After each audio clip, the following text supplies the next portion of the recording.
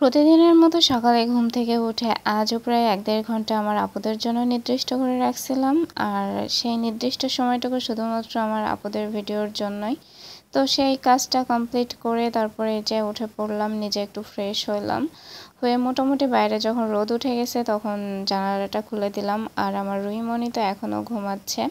ওকে ডাকবো হচ্ছে ৮টার সময়। ৮টার সময় উঠে তারপরে ওকে পড়তে বসাবো। আর কেন জানি না সকালে ঘুম থেকে উঠে জানালাটা খোলার পরে আমার বাইরের দিকে তাকিয়ে থাকতে অনেক বেশি ভালো লাগে, কারণ সকালের প্রথম রোদটাই পড়ে আমার উঠানে।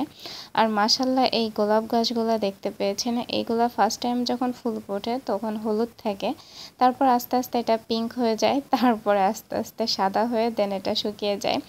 আসলে এই গাছটার আসলে এমনটা দেখে আমি নিজেও একটু অবাক হয়ে গেছিলাম।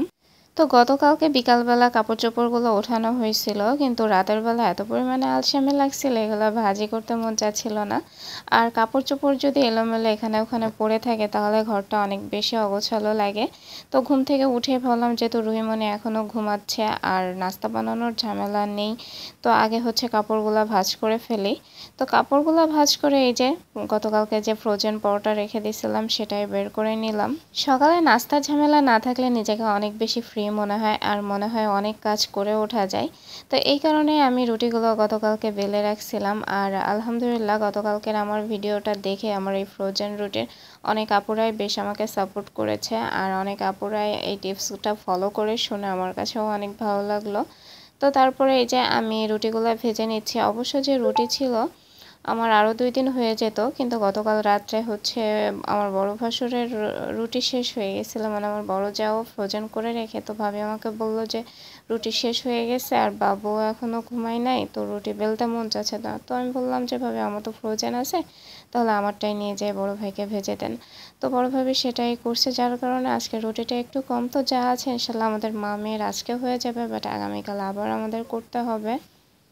আর যেহেতু এই রুটিগুলো আমি যখন আটাটা মেখে নিয়েছিলাম তখন একটু তেল দিয়ে নিয়েছিলাম, যার কারণে ভাজার সময় অল্প তেলেই কেমন জানি অনেক সুন্দর করে ভাজা হয়ে যায় পরোটাটা।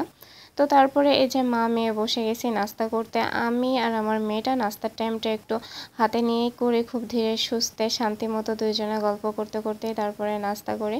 তো রুহি হচ্ছে পরোটা খাচ্ছে চা দিয়ে, ওর দাদুর কাছ থেকে শিখছে চা পরোটা ভীষণ পছন্দ করে, তো মাঝে মাঝে একটু গুঁড়ো খায়। তো আমি গতকালকে যে মিষ্টি কুমড়া চচ্চড়িটা করছিলাম সেটাই থেকে গেছিলো, তো সেটা দিয়ে আমি নাস্তা করে নিই। আর নাস্তা করার ভিতরে আমি আমার কিছু টুকিটাকি কাজ শেষ করে ফেলছি, কারণ নাস্তা করার পরও আধা ঘন্টার মতো সময় হাতে থাকে। যেহেতু রুহির স্কুল হচ্ছে 10:30টায়, মানে ওদের 2টা শিফটে ক্লাস হয়, একটা 8টা থেকে আর একটা 10:30টা থেকে। তো আমার কাছে সবসময় সুবিধা মনে হয় 10:30টা থেকে, তো এই জন্য আমি ওকে 10:30টার শিফটে দিয়ে দিয়েছি। তো এখন মেয়েটাকে রেডি করে দিচ্ছি। আর ওকে যখন চুল বেঁধে দিচ্ছিলাম তখন বলছিলাম আম্মু চুল না তোমার বড় হয়ে গেছে, তো উঠে একটু আয়নায় দেখে নিল। এটা হচ্ছে আমাদের 3 তলার ভাড়াটিয়া ভাবি, ইনি হচ্ছে যে স্কুলে ওনার বাচ্চাকে পড়ায়, আমার রুহিমণিও সেই স্কুলেই পড়ে। তো উনি হচ্ছে সকালে শিফটে দিছে, তো উনি যে ভ্যান বা রিক্সাটাতে এসে নামে, আমি সেই ভ্যান বা রিক্সাটাতেই করে চলে যাই, তা নাহলে এখান থেকে আমার প্রায় অনেকটা দূর হেঁটে যেতে হয়। আমাদের এই মোড়টাতে ভ্যান বা রিক্সা কোনো কিছুই পাওয়া যায় না।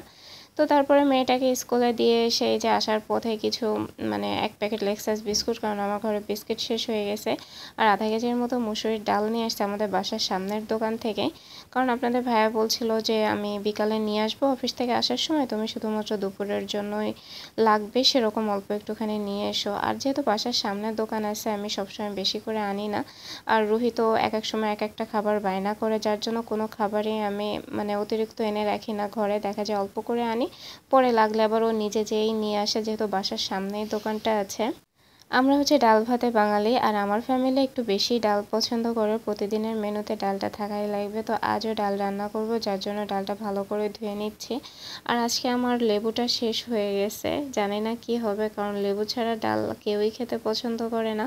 তারপরেও চাপিয়ে দিচ্ছি, কারণ যতই লেবু না থাকুক না কেন তারপরেও খাওয়ার সময় দেখা যাবে ডালটা খুঁজবে। তো ডালটা চাপিয়ে দিয়ে এখানে আমি হচ্ছে স্কুলে যাওয়ার আগে মাছটা ভিজিয়ে রেখে গেছিলাম, তো মাছটা ভিজে গেছে। গতকালকে খালাকে দিয়ে বাটা মাছ কাটিয়ে নিয়েছিলাম। আমার ফ্রিজে বাটা মাছ সবসময় থাকে, ছোট সাইজ বড় সাইজ বিভিন্ন রকমের, কারণ রুহির আব্বু বাটা মাছ ভীষণ পছন্দ করে। আর বাটা মাছের পাশাপাশি আমি কিছু পাঙ্গাস মাছও ভিজিয়ে দিয়েছিলাম, কারণ আমার রুহিমণি আবার এই বাটা মাছটা খেতে পারে না, বাটা মাছে প্রচুর পরিমাণে কাঁটা থাকে। তো তো যার কারণে ওর জন্য 2 পিস পাঙ্গাস মাছ দিবা। আর এটা হচ্ছে আমার রান্নার একটা স্পেশাল বিষয়, সেটা হচ্ছে মাটির ঢাকনায় মশলা করি আমি। বেশিরভাগ টাইমে দেখা যায় পেঁয়াজ আর মরিচটা ব্লেন্ডারে পেশার থেকে মাটির ঢাকনায় আমার মনে হয় যে পিষে রান্না করলে বেশি স্বাদ লাগে। তাই যখন বেশি হাতে সময় থাকে তখন আমি মাটির ঢাকনাতেই মশলাটা করে নিই। আর এই অভ্যাসটা বলতে গেলে একরকম আমি জন্মসূত্রেই পেয়েছি, কারণ আমার মা চাচিরা এইভাবে মাটির ঢাকনায় মশলা করে যখনকার মশলা তখন করেই রান্না করে। এখন হয়তো ব্লেন্ডার বা শিলপাটা হয়েছে, আগে ছিল না। আর আমার মায়ের তো এখনও অবধি শিলপাটা নাই, সে এভাবে সবজি রান্নার ক্ষেত্রে মাটির ঢাকনাতেই করে। আর হচ্ছে গোস্ত রান্নার ক্ষেত্রে মশলাটা তখন একটু বেশি পরিমাণে লাগে, তখন ব্লেন্ডারে করে নেয়। তো যাই হোক, এদিকে আমার কিন্তু ডালটা হচ্ছে সেদ্ধ হয়ে গেছে। তো ডালটা ম্যাশ করে আমি এর ভিতরে পানি অ্যাড করে দিয়েছি। আর যেহেতু লেবু নাই সেহেতু ডালের কালারটা আজকে খুব বেশি একটা সুন্দর আসবে না। আর এই পাশের চুলাতে আমি কড়াই বসিয়ে দিয়েছি, দিয়ে যে বাটা মাছগুলো রাখছিলাম সেগুলো ভেজে নিচ্ছি।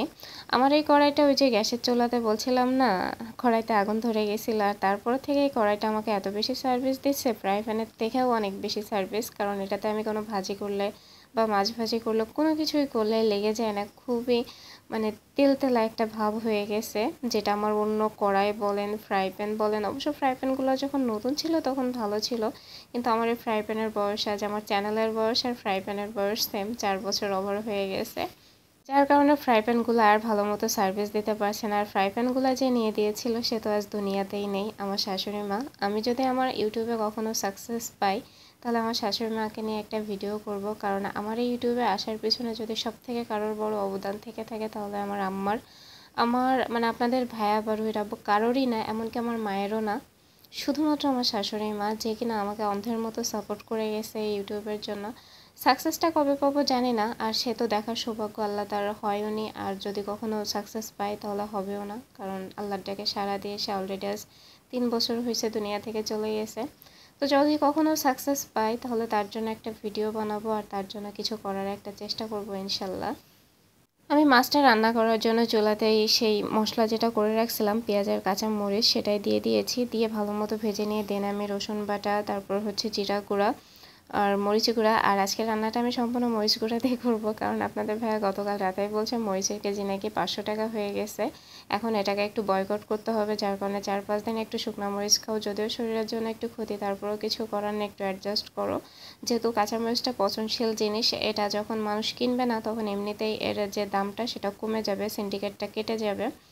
তো এই কারণে আমি আজকে সম্পূর্ণ রান্নাটা শুকনো মরিচ দিয়ে করবো ভাবছিলাম, কিন্তু তারপরও দেখা গেছে যে কাঁচামরিচ কিছু কিছু তরকারির ক্ষেত্রে না দিলেই নয়।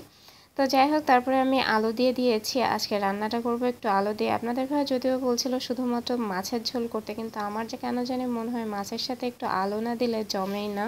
আমার রান্নার ক্ষেত্রে অনেক সময় দেখা যায় আপনাদের ভাই ইনস্ট্রাকশন দিয়ে দেয়, কারণ আমি যখন নিজে রান্না করি তো খাওয়ার সময় সে পছন্দ করে, তারপরে বলে এটা এভাবে করলে ভালো লাগতো, যার কারণে আমি রাতের বেলা জিজ্ঞাসা করি না কালকে কী খাবে, তো আমাকে বলে দেয় যে এটা করো ওইটা করো। তো আমিও সেইভাবে চেষ্টা করি, কারণ তাদের খুশিতেই তো আমার খুশি। আমার পরিবারের মানুষগুলো ভালো থাকলে আমি ভালো থাকবো, তারা হাসি খুশি থাকলে আমি হাসি খুশি থাকবো। এটাই হচ্ছে আসলে একটা সংসারের মূল মন্ত্র। একজন আরেকজনকে স্যাক্রিফাইস করবো, একজন আরেকজনের ভালো থাকাকে প্রায়োরিটি দিব। যাই হোক, আমার কিন্তু মাছটা রান্না হয়ে গেছে। আর এইভাবে বাটা মাছের ঝোল খেতে কিন্তু ভীষণ ভীষণ ভালো লাগে, আপনারা একদিন ট্রাই করে দেখবেন। বিশেষ করে আলু টমেটো দিয়ে যদি করা হয় তাহলে তো কথাই থাকে না, আর একটু ঝোল রাখবেন তাহলে তো আরও অনেক বেশি মজা লাগবে। আর এই পাশে কিন্তু আমার ডাল রান্নাটাও হয়ে গেছে, আর মাসাল্লাহ আমার তরকারির কালারটাও অনেক সুন্দর আসছে আজকে। এমন তরকারিতে আপনাদের ভাইয়া প্রায় 1 প্লেট ভাত খেয়ে ফেলতে পারবে নির্দ্বিধায়। সকালবেলা আপনাদেরকে এই ফুলটা আমি যখন দেখিয়েছিলাম তখন কিন্তু ফুলটা পুরোপুরি ফোটেনি, এখন হচ্ছে বিকালবেলা ফুলটা পরিপূর্ণভাবে ফুটে গেছে। আর এটার পাপড়িতে দেখেন হালকা হালকা গোলাপি ভাব চলে আসছে। আমি নিজে একটু অবাক হয়ে যাই যে একটা গোলাপ কীভাবে এরকম 3টা কালার নিয়ে আসে।